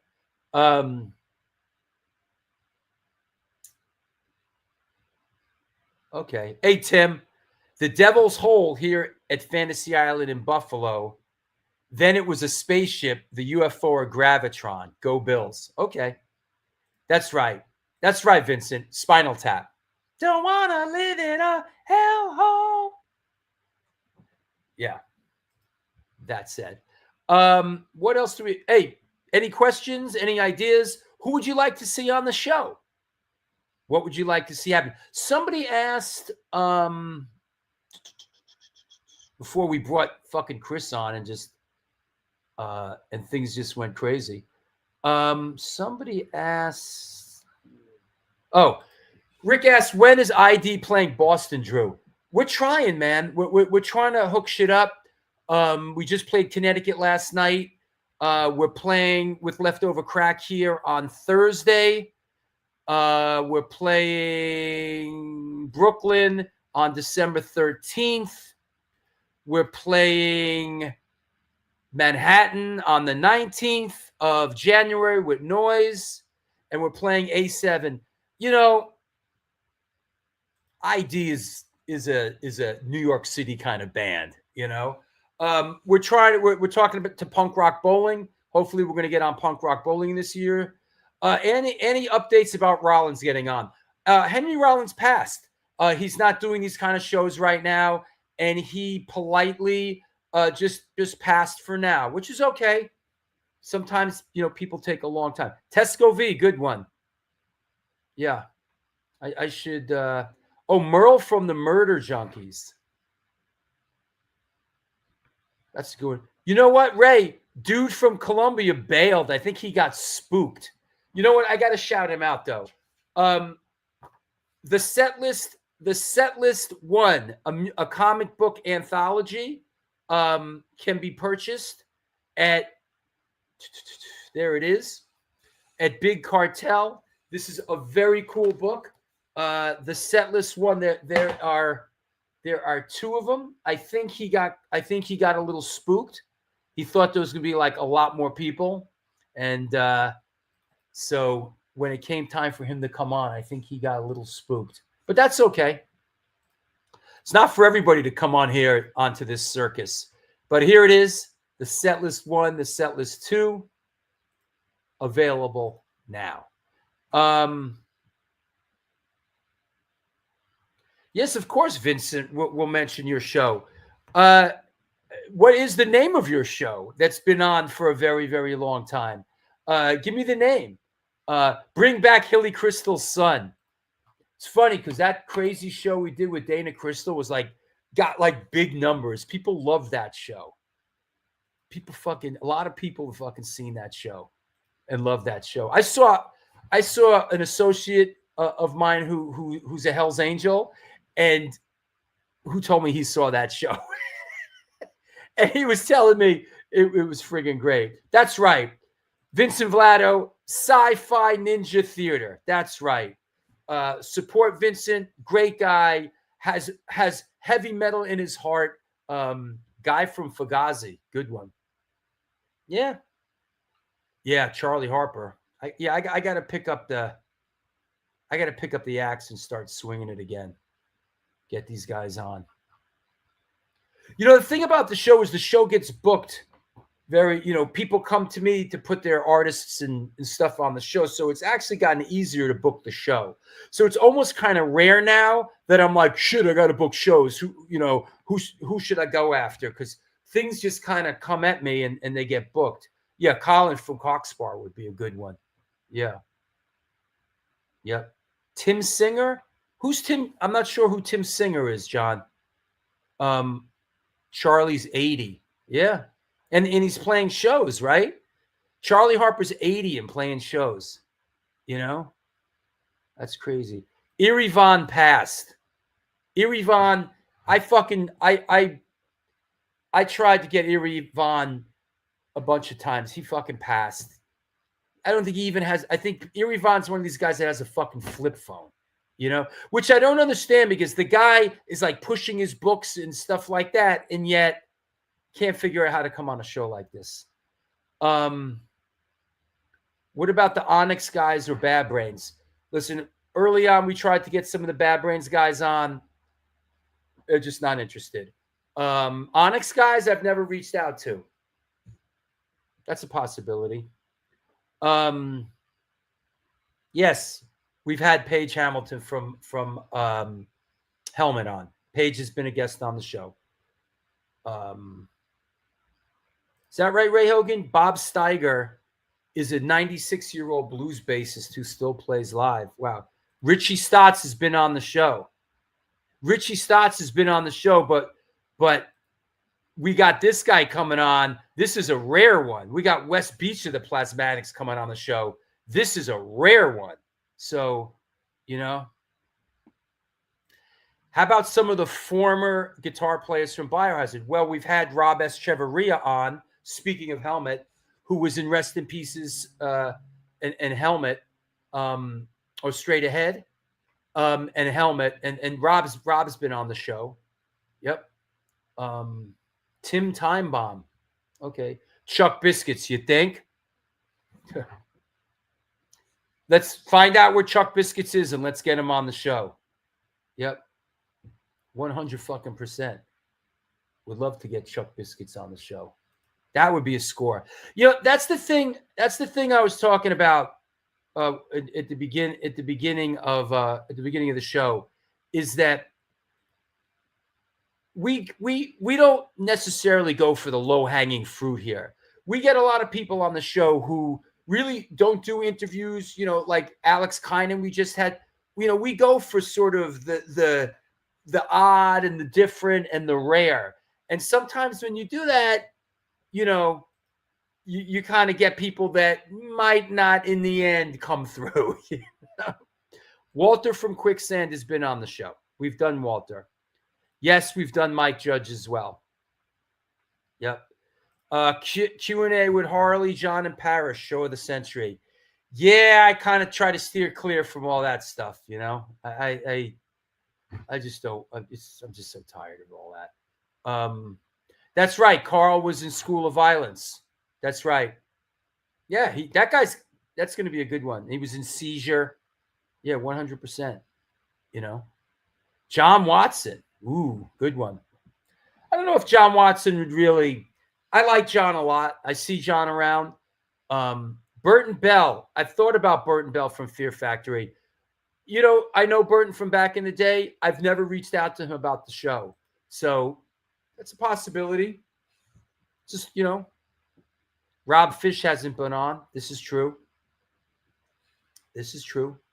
But we'll see.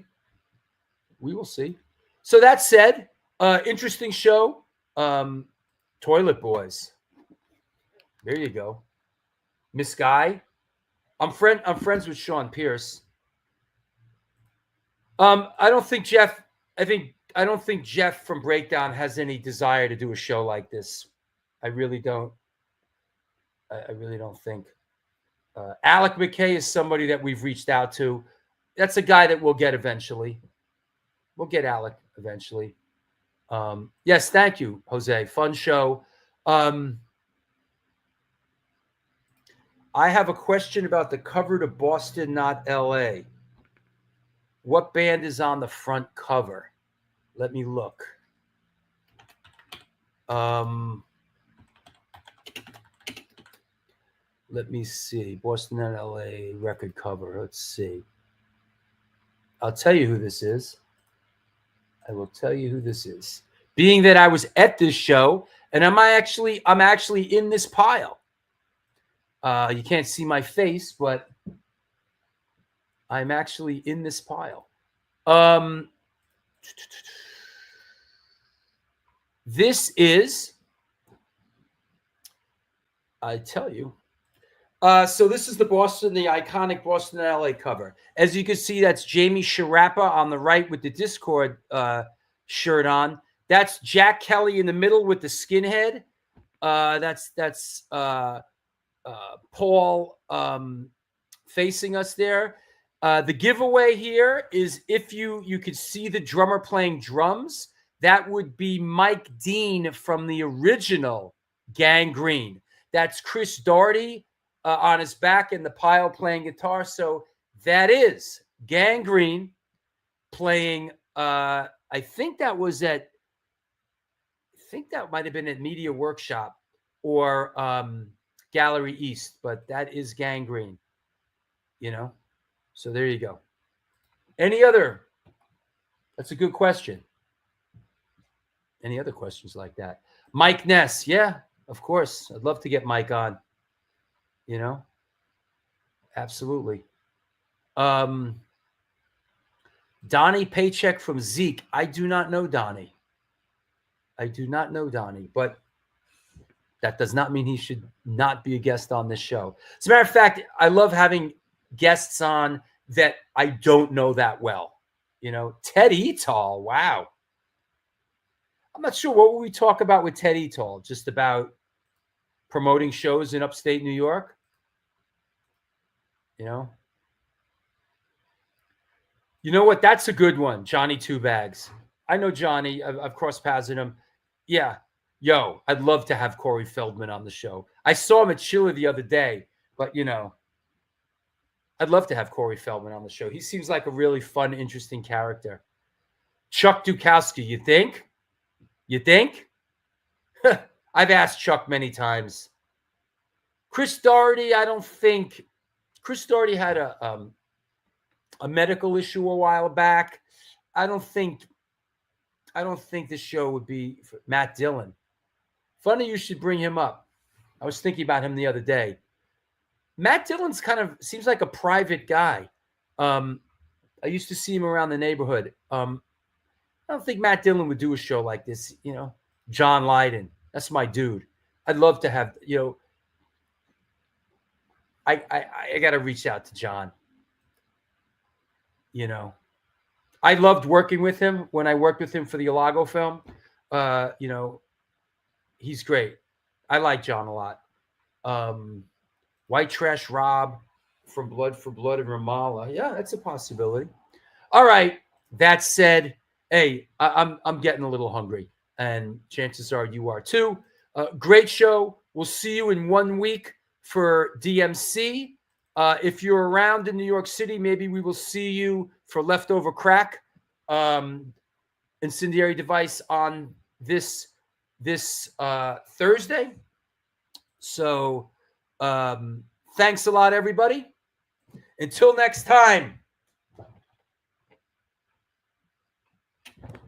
All right? All right?